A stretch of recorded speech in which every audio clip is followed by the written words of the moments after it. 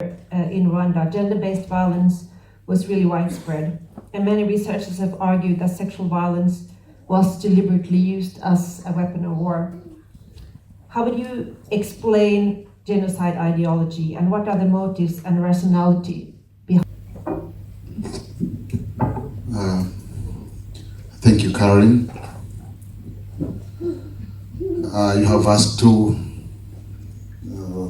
heavy questions explaining genocide ideology and how sexual violence is related to the genocide. For the case of Rwanda, genocide, the sexual violence wasn't a weapon of war, but a product of a genocide ideology. I hope you'll allow me to explain, as you have used the word explanation. When you talk about an ideology, you are talking about a set of beliefs, and usually fake beliefs, which create narratives, discourse, full of vocabularies of motive to mobilize a section of a population against the other group. In order to understand what happened in Rwanda, sometimes it's important to understand what happened to other parts of the world. In 1924, when Adolf Hitler published a book called Mein Kampf, you find similarities between what is written in the Mein Kampf and the genocide ideology in Rwanda. When you read the Mein Kampf, I just went through that book, and you find the portrayal of the Jews, portraying them as parasites, germ carriers, leeches, vampires, subhumans and immoral, predator parasites, liars, filthy, crafty, maggots, sponges, interminable bloodsuckers, repulsive, unscrupulous, etc. Same descriptions were used to describe Tutsis in Rwanda. I just want to give you an example of a document which was published in 1976 by someone known as Joseph Gitera. Joseph Gitera was writing to Habyarimana, and that letter, which was published into a small book, had a title Par qui et comment réconcilier les Tutsis, les Hutu les Tutsis du Rwanda entre eux. And this document would later be published 14 years later in the infamous publication called Kangura, of which many non-Rwandans, especially the young ones, don't understand when I speak about Kangura. Who knows Kangura in this room? Excuse me. You are a minority. Kangura was a publication which was started by the government of that time, and it came to be known, especially in 1990, when it published the first set of 10 commandments, 10 Hutu commandments. And in that publication of Kangura issue number 6, published a section of that letter, which was written to the president in 1976.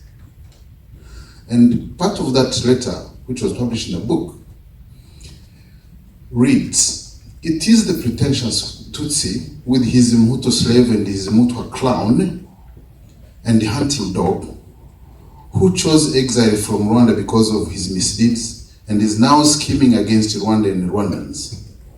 And it is this grudge-holding Mututsi who, with courtesan Hutu and his subservient Mutwa, is nesting like a snake a snake, ready to devour Rwanda and the oblivious Rwandans. The text reads in part. This was 1976, but the author of this text in 1976, this was not the first one to write a hate message. The first hate message this Gitera wrote was in 1959. And in 1959, he was the first one to write the 10 Hutu commandments on the 27th September 1959. And I'm not going to read all 10 commandments, although it could help you understand what it meant at that time. The third commandment, never exchange with ideas with the Tutsi. He's simply a liar by nature. Commandment number 4, never forge friendship with the Tutsi. Living in friendship with the Tutsi is to carry a burden. Commandment number 5, if one wanted to take revenge on Tutsis' hatred, this species would be erased from the earth. But the law provides for self-protection against an enemy and legitimate defense.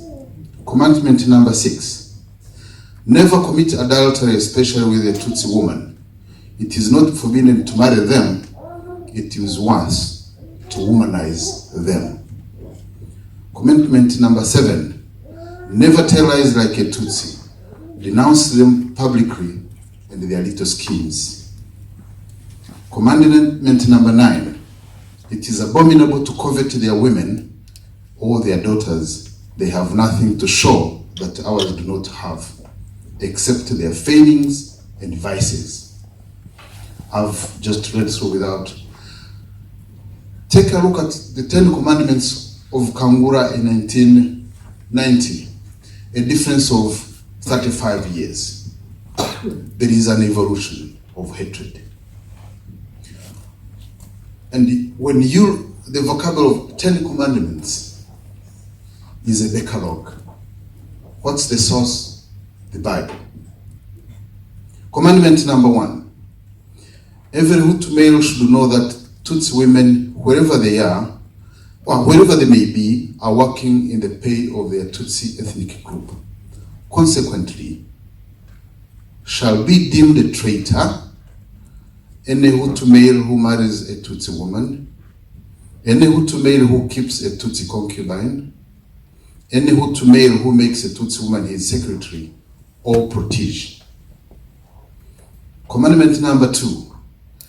Every Hutu male must know that our Hutu daughters are more dignified and conscientious in their role of women, wife, and mother. Are they not pretty, good secretaries, and more honesty? Asks the commandment. Commandment number 3. Hutu women, be vigilant and bring your husbands, brothers, and sons back to their senses. Commandment number 4. Every Hutu male must know that all Tutsis are dishonest in their business dealings. They are only seeking ethnic supremacy. And so, who shall be considered a traitor, any Hutu male who enters into a business partnership with the Tutsi, who invests his money or state money in a Tutsi company, who lends to or borrows from a Tutsi. Commandment number 7, I've jumped from number 5 and 6. The Rwandan armed forces should be exclusively Hutu. That is the lesson we learned from the October 1990 war. No soldier must marry a Tutsi woman. Commandment number 8.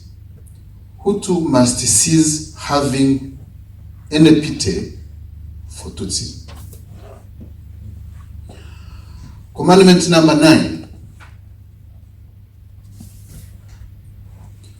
The Hutu male, wherever they are, should be united in solidarity and be concerned by the fate of their Hutu brothers. The Hutus at home and abroad must constantly seek friends and allies for the Hutu cause, beginning with their Bantu brothers. This particular section, this is 1990.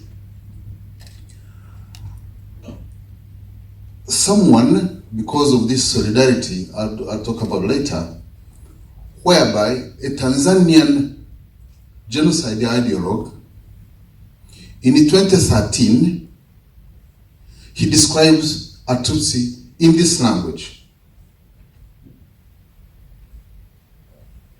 The apartheid system of the Boers in South Africa is nothing compared to the wickedness of the Tutsi, considering the way they denigrated the Hutu and the other Bantus, in their wicked belief that they were made to rule while the Hutu were made to be their slaves.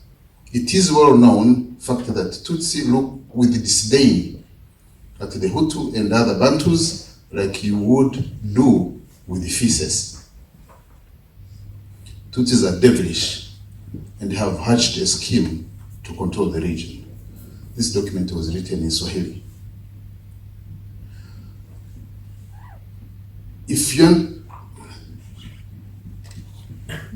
Most of these theories were created based on some theories that were brought to Rwanda by colonial and missionary anthropologists, that the Rwandans were different.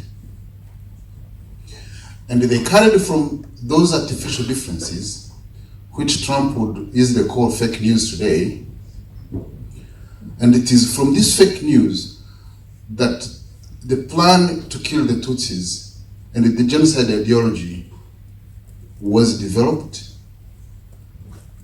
and eventually put into practice in 1994. If today we are talking about genocide prevention, you mentioned you mentioned the Genocide Convention. If you want to prevent the genocide and even punish, and in the preamble they say international cooperation is required if you want really to fight the genocide. If you want to do that, deal with the words before you deal with the guns. Deal with the words before you deal with the guns. It is these words which killed people. And if you look at these 10 commandments, 4 commandments in the 10 Hutu commandments of 1990 are against women. There are 10 against Tutsi, but 4 are particularly targeted Tutsi women. The 10 commandments of 1959, 2 of them, they target Tutsi women, meaning that they were a propaganda against Tutsi in general, but a propaganda against Tutsi women in particular. They were inspired by the biblical connotations of the Delilah and Samson as someone who was treacherous, seductive,